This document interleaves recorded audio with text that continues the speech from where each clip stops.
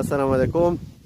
د نننې مختصر پیغام یو مختصره خبره زه کوم. مختصره خبره دا ده چې تعلیم چې دی دا ډېر زیات ضروري دی.